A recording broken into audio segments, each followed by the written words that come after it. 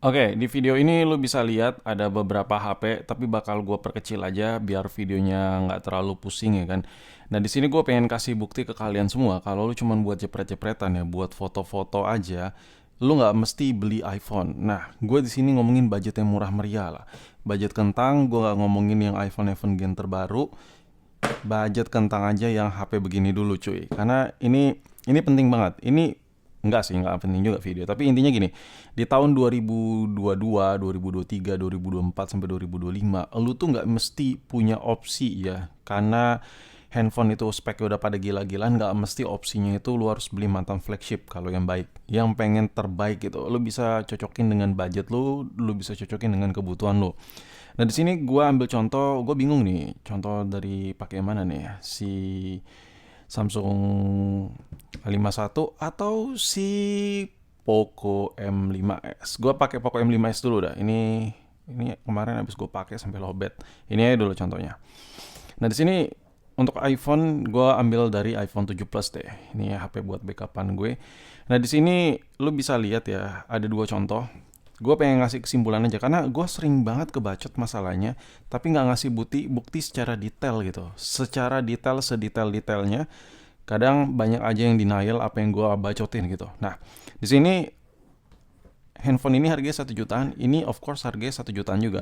Lo mampu beli ini, Poco M5s ini, lo mampu juga beli ini, ya. Lo sokin lah mau yang mana. Lo beli si Poco M5s ini atau beli iPhone 7 Plus ini. Bebas lo mau pilih yang mana, iPhone 7 atau ini, ya.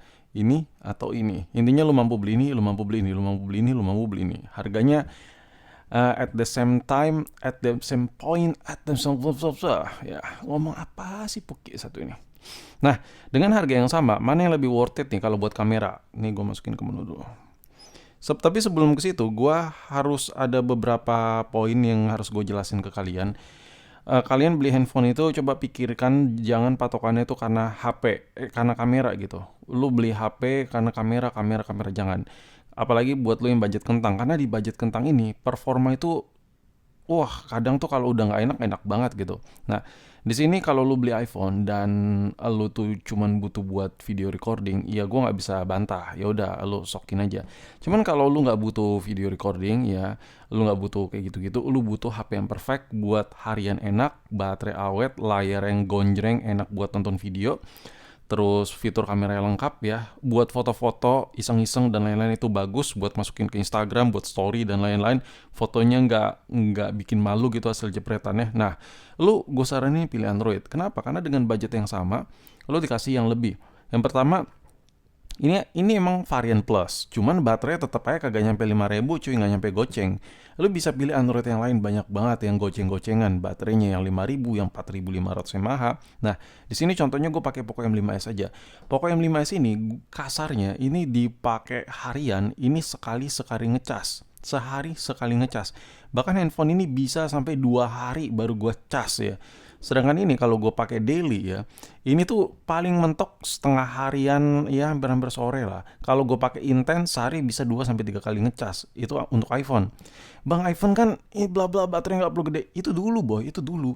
Handphone ini tahun kapan? Lu jangan terapin bacotan-bacotan kayak gitu di iPhone yang udah versi lawas gitu. Otomatis chipsetnya juga udah nggak overkill parah. Banyak software-software yang udah ke-update, makin berat. Jadi iya udah gitu, mesinnya juga makin tua, jadi lu nggak bisa ngarepin ya kalau lu mau awet ya baterai harus gede, udah titik gitu. Sedangkan lu pakai Android, itu lu udah pasti awet, enak gitu, lancar lah intinya. Nah, itu poin yang pertama ya. Poin yang kedua, nah ini bersinambungan nih dengan kamera nih nanti ujung-ujungnya layar. Display yang ada di Android murah meriah ini, let's say gue bilang Android harga 1 jutaan, itu displaynya udah pada enak, enak, nampol-nampol cuy. Nggak kalah ya kan, ini lu bandingin sama iPhone, nggak kalah. Ini brightness iPhone gue pentokin aja kali ya biar jos gitu videonya. Nah, ini juga nih taruh gue pentokin juga nih brightnessnya. Jadi lu bisa nilai sendiri gitu, sama-sama enak gitu. Untuk display sama-sama enak. Jadi lu nggak mesti gue ambil iPhone, gue ambil yang mantan flagship aja biar layar enak gitu. Enggak. Lu beli HP 1 jutaan, speknya udah pada gila-gilaan di luaran sana. Apa peak brightness di atas 600 nits banyak, yang di atas 1200 nits banyak gitu. peak brightness mantan-mantan flagship juga bakal kalah gitu. Kayak ini nggak nyampe 1000, ini peak brightnessnya bisa nyampe hampir 1000, di atas 1000. Banyak lah spek-spek handphone harga 1 jutaan yang gila-gila layarnya. Jadi brightnessnya enak. Nah, kenapa awal-awal gue ngomongin brightness dulu? Karena setajam apapun resolusi handphone lo, PPI, resolusi pixelnya, terus tuningan warnanya dan lain-lain, sebagus apapun, kalau brightnessnya kagak nimbul, iya bakal nggak enak juga gitu. Makanya gue selalu kalau display sering banget gue singgung peak brightness needs dan needs. Karena itu pengaruh sekali buat pemakaian ya. Lu pemakaian kan nggak mesti di dalam gua terus. Kadang kan kalau misalnya kayak lagi pakai HP tertentu gitu di luar ruangan yang terang parah ya kan, dan lu butuh memang brightness yang nampol. Nah, jawabannya ini. Cari brightness yang nampol-nampol. Dan permasalahannya Android murah udah pada begini semua, layarnya bagus banget, bagus pisan. Oi, bagus banget kan? Beda sama Ipong, lu bakal gak nyesel dah lu pilih-pilih Android yang layarnya udah gonjreng-gonjreng kayak gini. Nah, ini bakal bersinambungan dengan kamera. Nah, ketika layarnya bagus, brightness-nya nimbul, lu buat foto-foto di luar ruangan yang terang-terang gitu, cahaya lu nggak gelap-gelap banget karena lu bisa ngekontrol gitu apa yang lu lihat gitu. Bisa bisa tahu apa yang lu lihat dan lu bisa ngekontrol settingan kamera lu kayak gimana bla bla bla. Intinya di lapangan bakal kepake.